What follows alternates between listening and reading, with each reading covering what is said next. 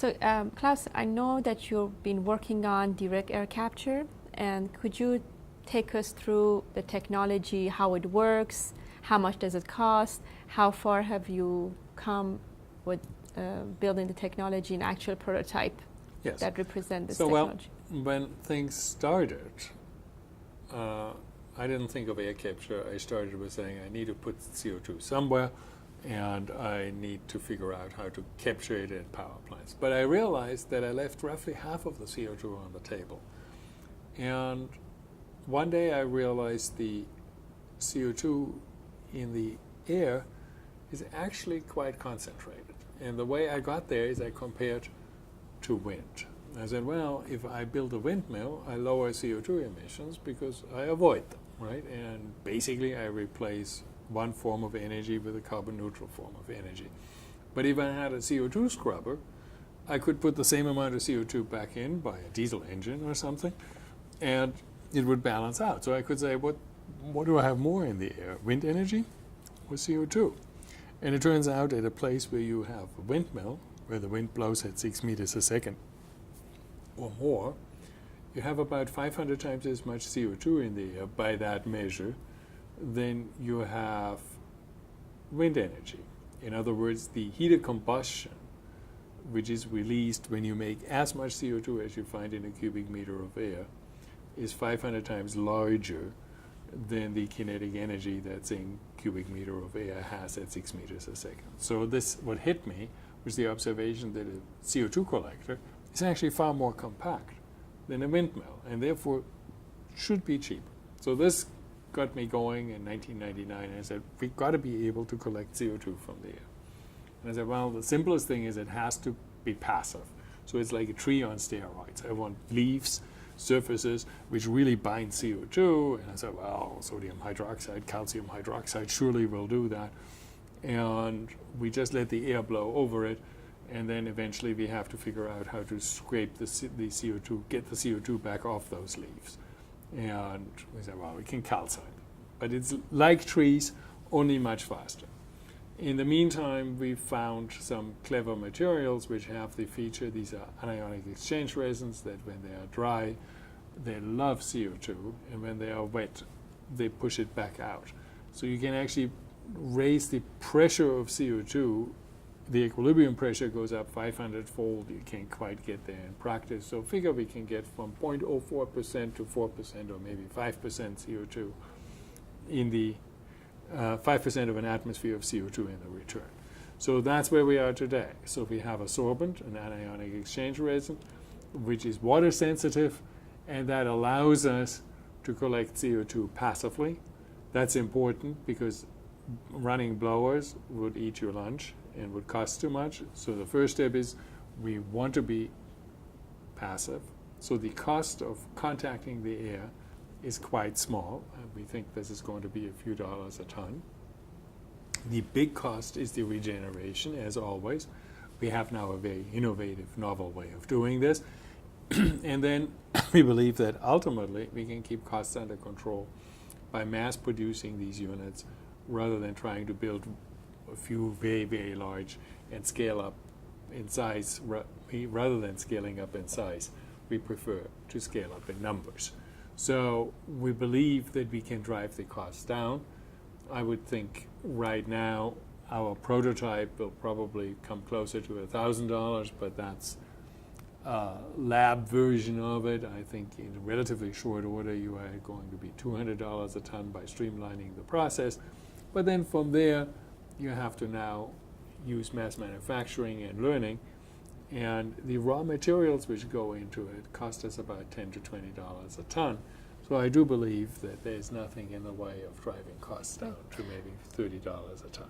So what would you do with the CO2 collected? What can you do after? Well, I can do lots of things. The first thing, and this is what we have a project right now, is I can feed it to algae, right? Because algae want CO2, and we can say, well, not only can we give you CO2, particularly in an enclosed system where you don't lose water now because you are enclosed, but not only can I give you CO2, I can give it to you at a higher concentration than you normally would have. So we integrate CO2 capture with cultivating algae.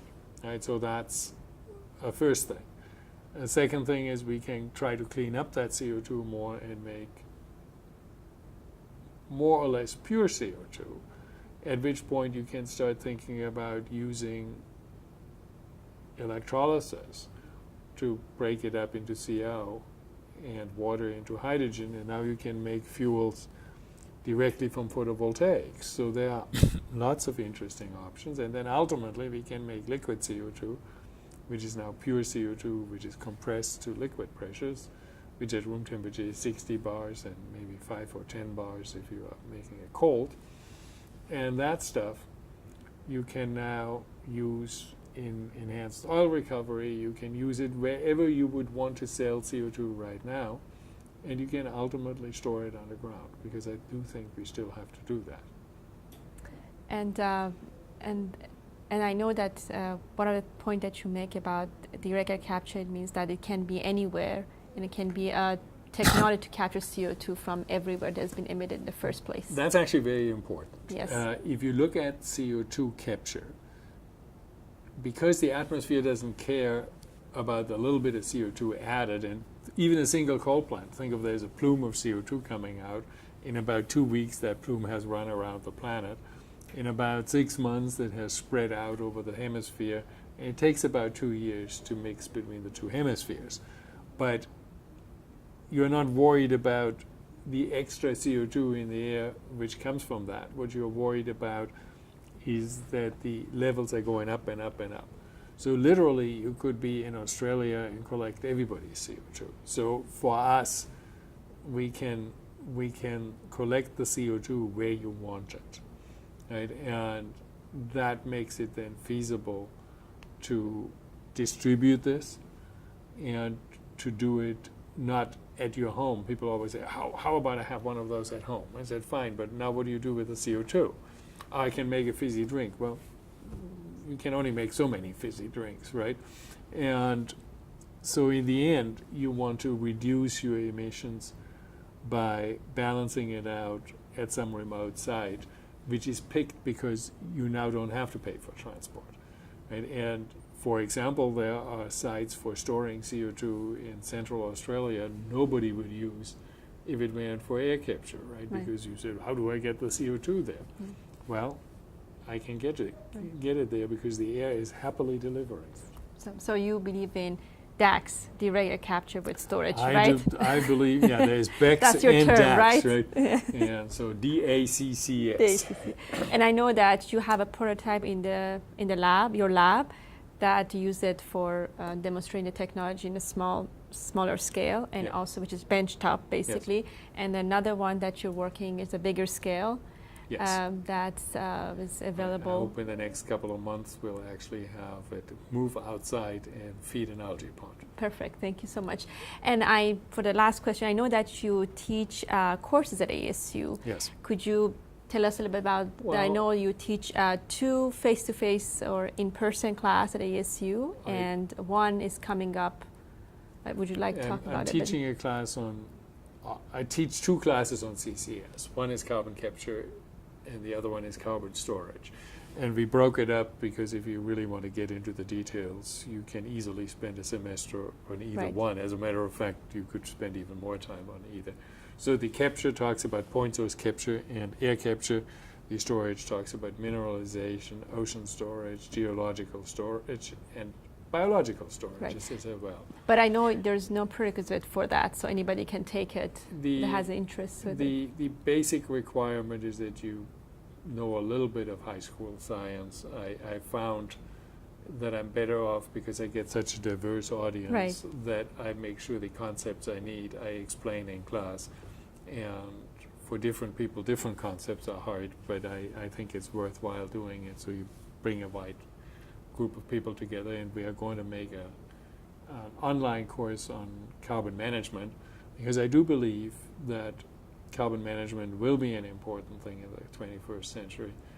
And in order to make it work, we actually need people who are educated in it, who can build the basics, create the workforce, create the ability to actually do all of these things. There need to be standards, industrial standards. There need to be best practices. All of this can only happen if people are trained in doing this. And so this is the very beginning of a new discipline. Yeah. Thank you so much. I appreciate your time. And if You're you very welcome. Thank you for your time. And then if the student have any question, I will direct them to you. But thank you Absolutely. again. Thank you. Thank you.